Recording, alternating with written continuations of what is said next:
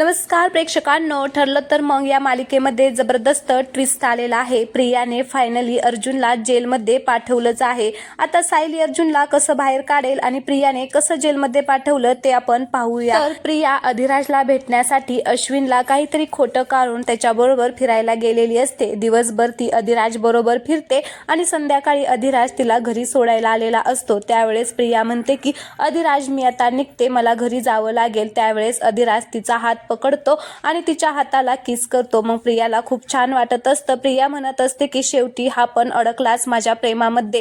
मग प्रिया गाडीतून खाली उतरते तर अधिराजने जो कॅमेरा तिकडे लावलेला असतो त्या कॅमेरामध्ये आता हे सगळं रेकॉर्डिंग झालेलं असतं। त्याने आता सगळं रेकॉर्डिंग करून घेतलेलं असतं।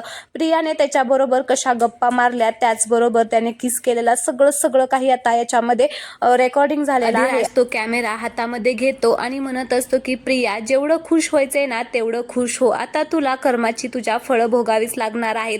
तुझं सत्य असं सगळ्यांसमोर येईल ना की तुला माफी मागायला सुद्धा आता तोंड राहणार नाही। आता असं म्हणून तो आता निघून जातो। इकडे दुसरीकडे आपण पाहतो की शांताबाईचा अर्जुनला फोन आलेला असतो। तर शांताबाई खूपच टेन्शन मध्ये असते। म्हणून आता अर्जुन म्हणत असतो की शांताबाई अहो काय झालेलं आहे। त्यावेळेस शांताबाई अर्जुनला म्हणत असते की अहो साहेब, माझ्या घरावरचे जर छप्परच उडालं तर मी काय करणार हो।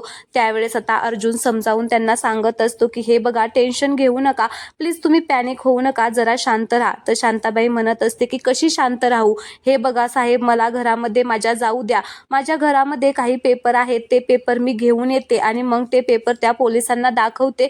मग ते अतिक्रमणच्या ह्याच्याखाली माझे घर पाडणार नाही, ते अतिक्रमणमध्ये माझं घर येत नाहीये, माझ्यासाठी तेवढं ऐका, मला जाऊ द्या त्या घरी। अर्जुन सायलीला मात्र धक्काच बसतो, कारण त्यांना माहिती आहे प्रिया तिच्या मागावरच आहे। जर त्या तिकडे आतमध्ये गेल्या तर प्रिया लगेच येईल आणि त्यांना पकडेल, त्यामुळे त्या दोघांना थोडीशी भीती वाटत असते। इकडे आता अर्जुन त्यांना समजावण्यासाठी चाललेला असतो, पण आता प्रियाने आधीच इथे खेळ केलेला आहे।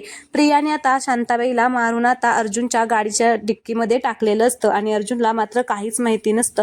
अर्जुन चाललेलाच असतो आणि प्रियाने पोलिसांना सुद्धा सांगितलेलं असतं की याच्यावरती संशय आहे, म्हणून आता मग पोलीस सुद्धा अर्जुनच्या मागावरच असतात। आता पोलिसांची गाडी अर्जुनच्या गाडीला शोधत असते।